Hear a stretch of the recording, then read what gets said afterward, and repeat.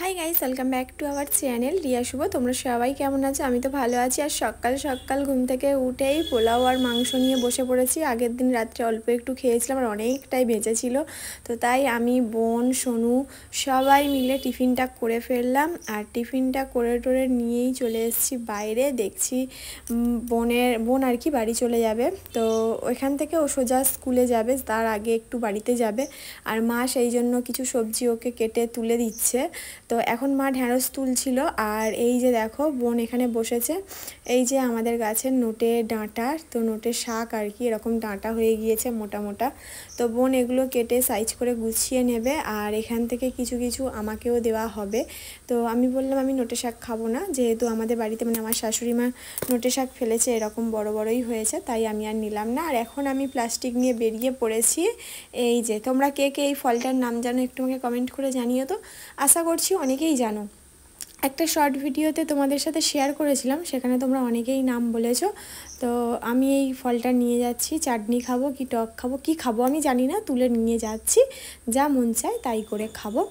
আর দেখি কি কোন দিন কি বানাই, সবটাই তোমাদের সাথে ব্লগের মাধ্যমে ধীরে ধীরে শেয়ার করব। এবার থেকে তো রেগুলার বলেছি, তোমাদেরকে কথা দিয়েছি যে রেগুলার একটু একটু হলেও ব্লগ শেয়ার করব।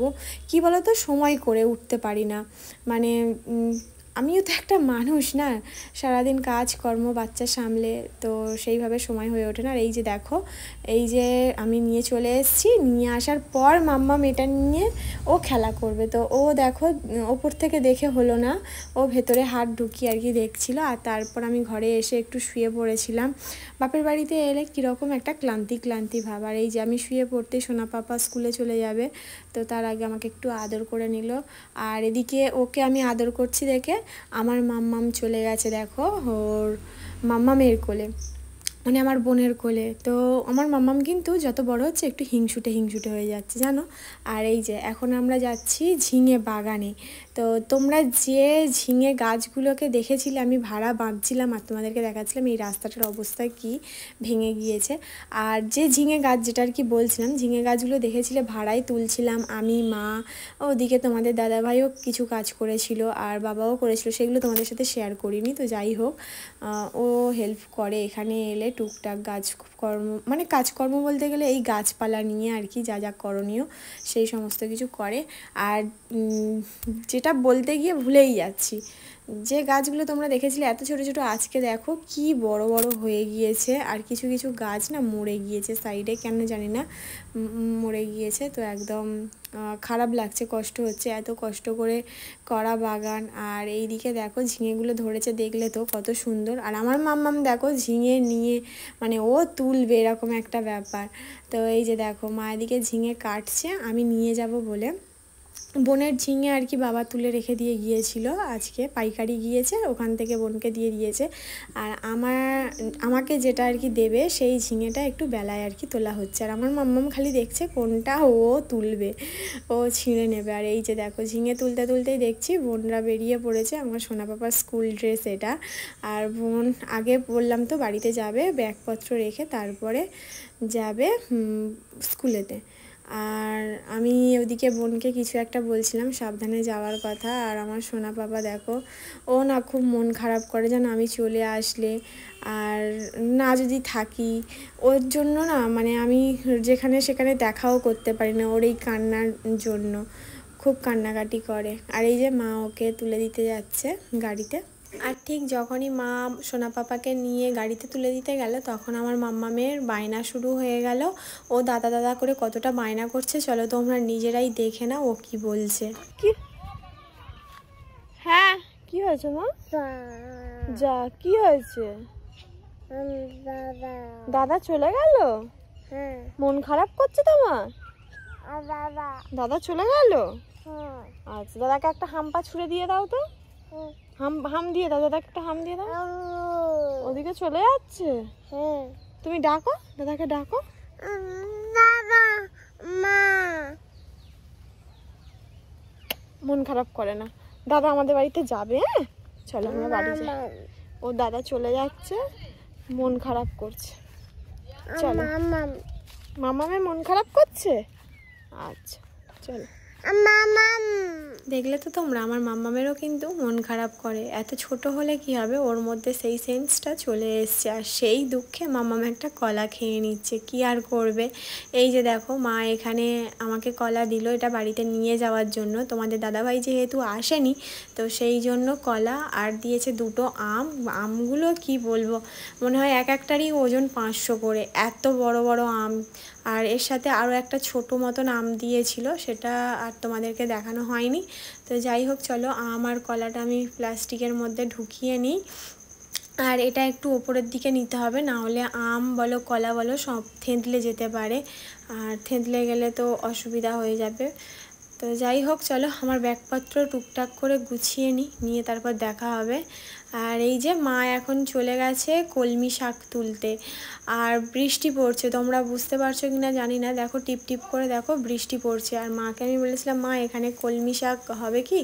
আমাদের ওখানে শাক পাতা না আমার একদমই খেতে ভালো লাগে না, ড্রেন থেকে কেটে আনা, মানে এখানে ওখান থেকে ঠিক তো জানি না। আর আমাদের এখানে তো ধরো ওই রকম মানে গ্রামের পরিবেশটা, যারা গ্রামে থাকো তারা তো পুরোপুরিভাবেই জানো যে গ্রামের পরিবেশটা কীরকম হয়। আর এই যে আমি তোমাদেরকে দেখাচ্ছিলাম আমাদের এই ঝিঙে বাগানটা, মানে গাছে যে কতটা মানে জায়গাটা মানে জুড়ে এই চাষটা করা হয়েছে সেটাই তোমাদেরকে দেখাচ্ছিলাম। পুরো ওই যে সবুজ দাঁড়িয়ে রয়েছে ওইটা পুরোটাই হচ্ছে কি আমাদের। আর এই যে দেখো মেন রোড, ওখানে ওই যে টোটো যাচ্ছে, তো এই ঘরের একদম কাছাকাছি আমাদের রোড। আর তোমাদেরকে দেখাচ্ছিলাম কি সুন্দর কলমি শাক হয়ে আছে। তো আশেপাশের পরিবেশটা গ্রামের এতটাই সুন্দর, কিছু হোক বা নাই হোক ঘরের চাষের চাল থাকলে খাওয়ার আর চিন্তা করতে হয় না, শুধু একটু তেল থাকলেই হলো। আর এবারে চলো তোমাদের সামনে আসি, আমি আর আমার মাম্মাম দেখো এই যে ছাতা মাথায় দিয়ে ওই এতক্ষণ ক্যামেরা করছিলাম। আর ওর দিদুন দেখো, মানে আমার মা আর কি ওই শাক তুলছিল, ও দেখছিল। আর এদিকে কাঁকড়া উঠছিল সেটা দেখছিল। আর আমি তোমাদেরকে দেখাচ্ছিলাম যে ওই আমার মামাম হাত তুলেছিল হাতের ওখানে, তো ওর ওখানে ওগুলো ফোসকা পড়েছে। মানে আমি আগের দিনে মানে আমাদের ওই বাড়িতে, তোমাদের দাদাভাইয়ের বাড়িতে ওই রান্না করছিলাম, পটল আলুর তরকারি করছিলাম, পটলের দানা মানে তেলের মধ্যে ফেটে আর কি তেল ঠিকরে ও মামামেরও পড়েছিল গায়ে আর আমারও পড়েছিল। তো ওর পড়েছিল সেটা আমি জানতাম না। দুদিন পর যখন দেখছি ওর এরকম ঠোসা পড়েছে, তখন দেখলাম যে ও সেদিনকেই পটল আর কি ফেটেছিল, তাই ওর গায়ে আর কি ঠোসাটা পড়েছে। আর এইখানেই দেখো মা কুলেখাড়া পাতা তুলে এনেছে মেয়েকে খাওয়ানোর জন্য, আর তার সাথে এনেছিল কলমি শাক। আর এই যে দেখো আমাদের গাছের আর কি ঢ্যাঁড়স।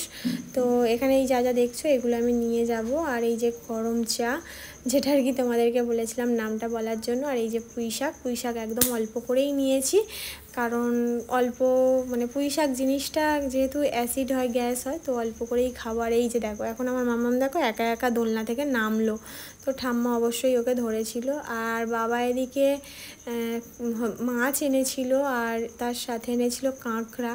তো কাঁকড়া আমাকে মা দিচ্ছে। তোমাদের মানে কি বলবো, মেয়ের থেকে জামাই যে এত আপন হয় সেটা মানে যারা জামাই হয়েছে তারাই জানে। মানে বছরে এরা একটা মানে শাশুড়ি মায়েদেরকে শাড়ি দিয়ে মানে কি বলবো এত জামাই আদর যত্ন পেয়ে যায়। পরের জন্মে তো আমি ঠিক করেছি মেয়ে না ছেলে হয়েই জন্মাবো, সত্যি কথা। মানে এটা আমার একটা মনের আশা বলো, মেয়ে হয়ে জন্মে সত্যিই কোনো লাভ নেই, সবার কাছ থেকে মুখ নাড়া আর লাঞ্ছনা গঞ্জনা ছাড়া কিচ্ছু পাওয়া যায় না। দেখো জামাই আসেনি বলে জামাইয়ের জন্য কাঁকড়া, লোটে মাছ এইগুলো পাঠাচ্ছে। মানে প্রতিটা মানে আমার মা বলে না, প্রতিটা শাশুড়ি মায়েরা এরকম করে। বৌমা যদি থাকতো আমার মা এত খেয়াল রাখতো কিনা আমার ঠিক জানা নেই। তো যাই হোক, বেশি ভ্যাট বকে ফেললাম। তো জামাইয়ের জন্য যা আর কি করছে। তো তারপরে আমি বসে পড়েছিলাম রান্নাবান্নার ওদিকে জোগাড় করার জন্য, কারণ তোমাদের দাদাভাই আসেনি বলে তা ওর জন্য এখন মাংস আর কি হবে।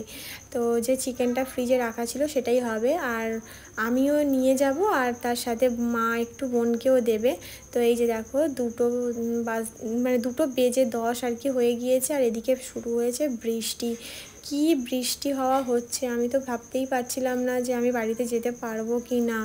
মানে ওদিকে রান্না বসিয়ে এসে দেখছি যখন এরকম বৃষ্টি হচ্ছে, মানে কি যে আমার হচ্ছে বোঝাতে পারবো না, কারণ এদিকে ঠাম্মা পোলাওটা রান্না করছে আর আমি ভাবছি এত কিছু রান্না আয়োজন হচ্ছে, আমি আদেও বাড়িতে যেতে পারবো তো, মানে আমার বড়মশাই খেতে পারবে? আমি তো সমানে আমার ঠাকুমা রান্না করছে, ঠাম্মাকে খালি বলছি যে ঠাম্মা আমি যেতে পারবো তো? তো ঠাম্মা বলছে না যেতে পারিস না যাবি তো কি করা যাবে আর, তো তোরা খাবি আবার আমি কালকেরে বানিয়ে দেবো। আমি বলছি হ্যাঁ তোমরা শুধু ওই করো, বানাও আর আমরা খেয়ে নিই। আর এদিকে দেখো আমার মাম্মামকে জামা কাপড় পরিয়ে আমি রেডি করিয়ে দিয়েছি আর মা ওদিকে ময়দা মাখাচ্ছে।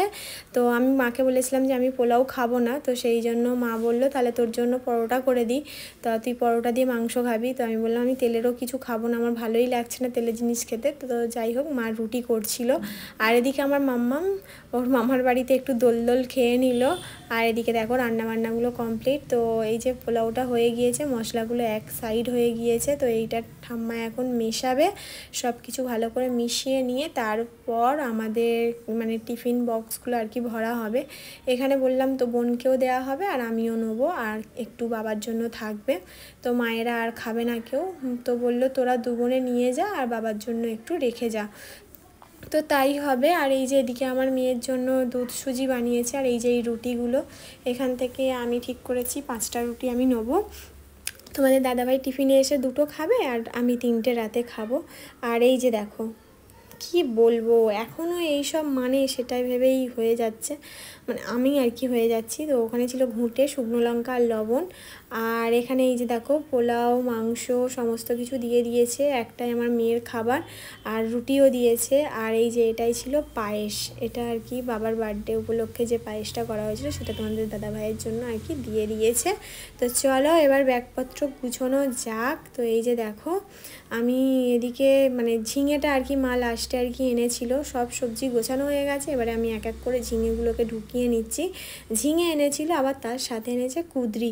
তোমরা হয়তো অনেকেই ভাবে যে এত বড় বড় কুদরি, হ্যাঁ এত বড় বড় আমাদের গাছের আর কি কুদরি। আর এদিকে আমার মামামের অবস্থা দেখো, ও কিছুতেই যেতে চাইছে না বাড়িতে। কোথায় থাকবে মামাম, কোথায় থাকবে? এখানে? কার কাছে? বাবা।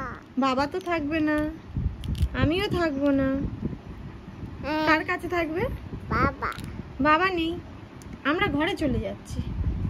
আমি, তুমি কার কাছে থাকবে? বাবা। কার কাছে? দাদান। দাদান? তাহলে আমি চলে যাই? হ্যাঁ। ঠিক আছে তো? হ্যাঁ। টাটা। টাটা করে দিই। চলো। ওই দেখো দিদুন রেডি হয়ে গেছে আমাদেরকে দিতে যাবে বলে। দিদুন রেডি, চলো আমি চলে যাচ্ছি, তাহলে তুমি দাদুনের কাছে থাকো। ঠিক তো? তো গাইস ফাইনালি মামামকে অনেক কষ্ট করে বুঝিয়ে এখন আমি বেরিয়ে পড়েছি, আর বৃষ্টিটাও আগের থেকে অনেকটা কমেছে। তো সমস্ত কিছু গুছিয়ে গেছে নিয়ে আমি দেখো রেডিও হয়ে গিয়েছি, আর আজকে একটু সাজুগুজু করেই যাচ্ছি। বাইরে এদিকে বৃষ্টি আর আমি এদিকে সাজুগুজু করেছি, অন্যান্য দিন সাজুগুজু করি না। আর আজকে আমার ভুল হয়ে গেছে কি জানো তো, এই ব্যাগটা এনে মানে মায়েদের এখানে এসছি, আসার সময় যদি আমি তোমাদের দাদাভাইয়ের পিঠের ওই ব্যাগটা আনতাম সব থেকে ভালো হতো, অনেক কিছু জিনিস সবই ওর মধ্যেই চলে যেত। এই ব্যাগটা এনে একটু সমস্যা হয়েছে, আর মা এখন আমাকে দিতে যাচ্ছে, মা আমাকে ট্রেনে তুলে দিয়ে তারপরে আসবে, যেহেতু মাছ কাঁকড়া খাবার দাবার রয়েছে তাই আমাকে একা ছাড়েনি, মা সাথে যাচ্ছে দিতে। আর কি একটা তোমাদেরকে আমি তখন বলছিলাম, যাই হোক যখন এডিট করছিলাম তখন কথাটা আমার আর মনে পড়ছে না। আর আমার মামামের কিন্তু মনটা খুবই খারাপ। তো চলো দেখা হবে নেক্সট ভিডিওতে, টাটা, ভালো থেকো, সুস্থ থেকো, সাবধানে থেকো।